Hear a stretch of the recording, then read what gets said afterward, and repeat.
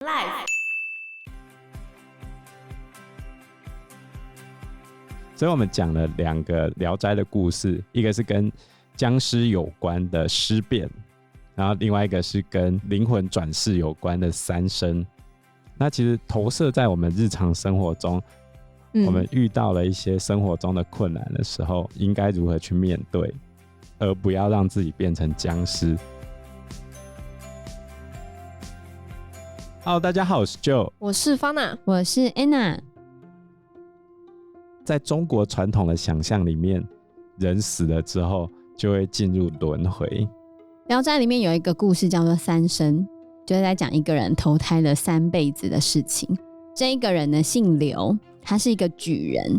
那明清时候对于举人的雅称会叫他孝廉，所以故事里面就叫他刘孝廉。孝就是孝顺的孝，廉洁的廉。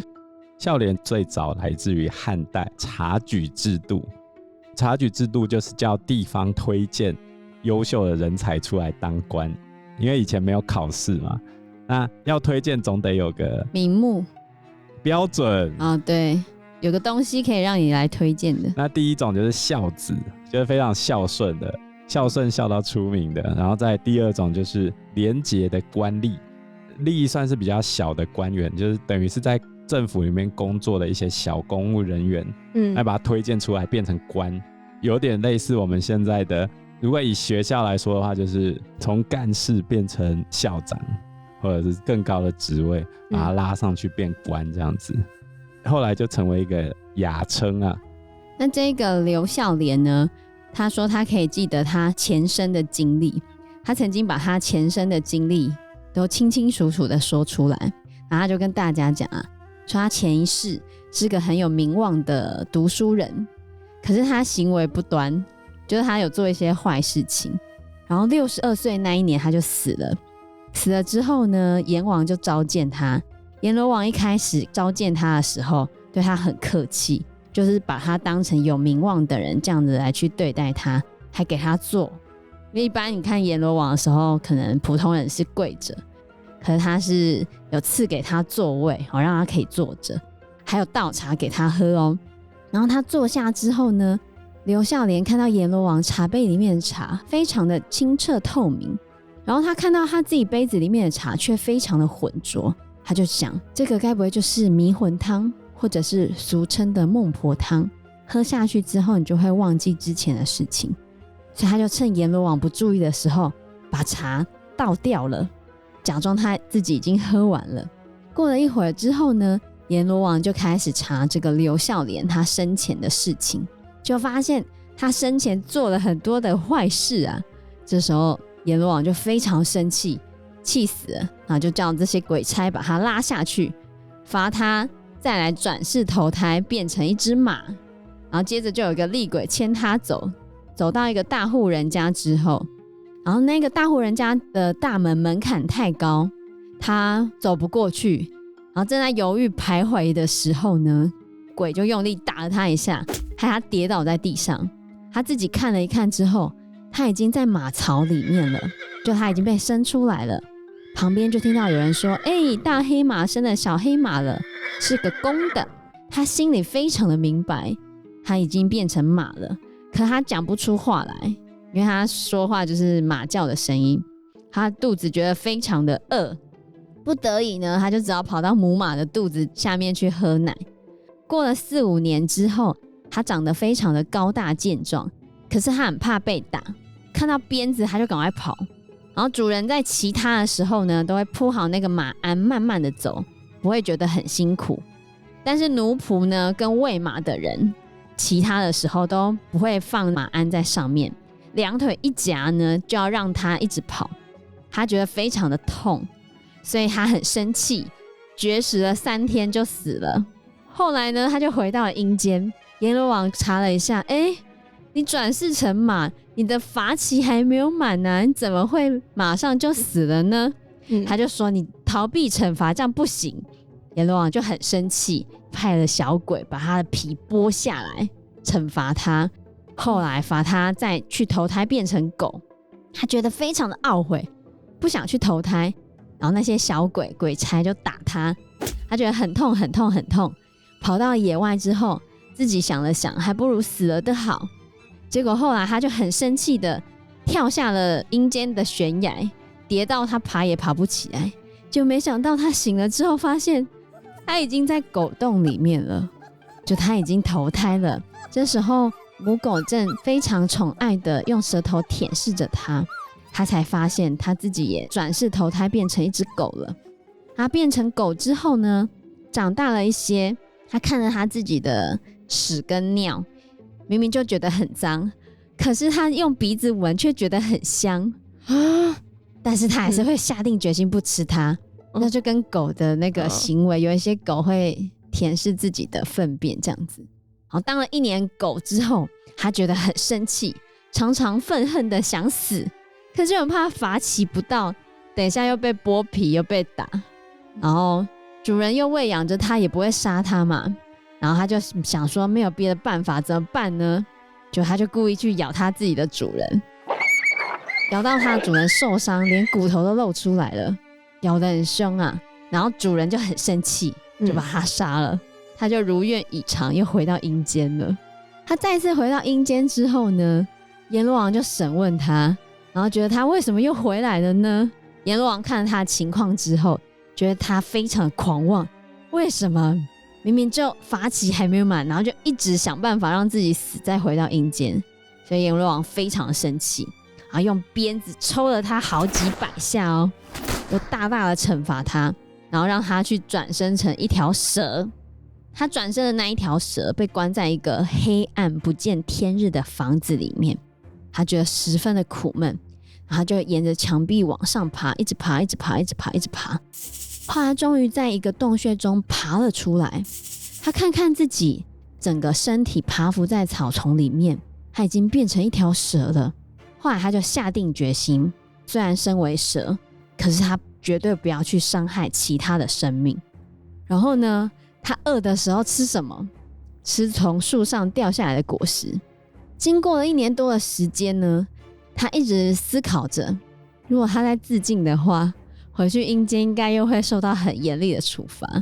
然后去害了别人，让自己死也不行，因为第二世转生成狗，他咬主人的时候，主人杀了他之后，他才死的嘛。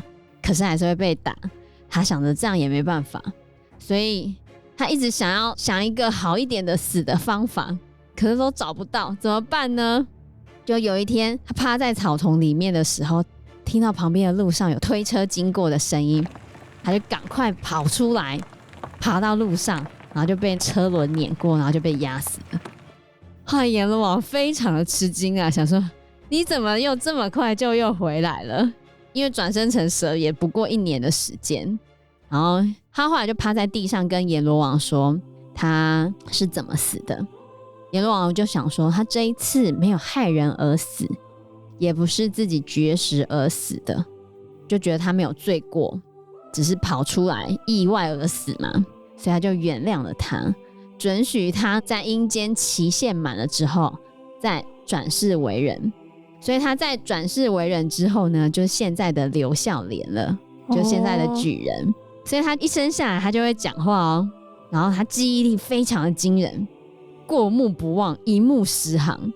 所以他考上了举人嘛，然后他考上举人之后，他就经常告诉别人，跟他讲啊，你在骑马的时候要把马鞍弄得厚实一点，因为你没有用马鞍的时候，你用你的脚夹着那个马的肚子这样子往前跑，马会非常的痛苦，比用鞭子抽还要难受。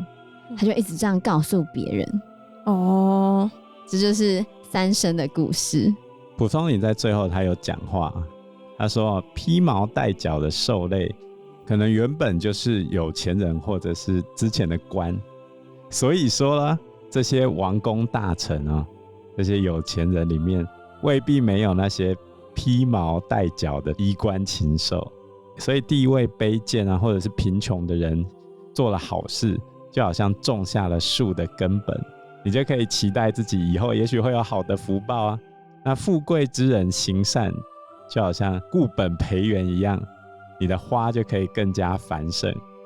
所以行善的话，可以让功德越来越好，或者是让功德日益久长，就可以持盈保泰，让你下辈子还是转生的很好，或者是转生成史莱姆。有在史莱姆，史莱姆很强它可以一直吸收别人的能力。反正听不懂我们在讲什么。什么？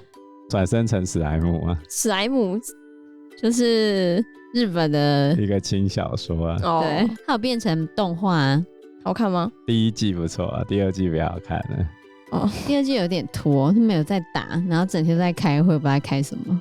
然后蒲松龄他就说，如果你不好好行善的话，你就等着去拉盐车啊，运盐的车子，就是等着投胎转世成一匹马去拉盐车这样子，受到束缚控制，不然呢就得吃屎尿，变成一条狗，被人家割肉拿去煮这样子，因为古代人会吃狗肉嘛，再不然就得身披鳞甲，一辈子当蛇，死在鹤啊或者是其他鸟类的肚子里面。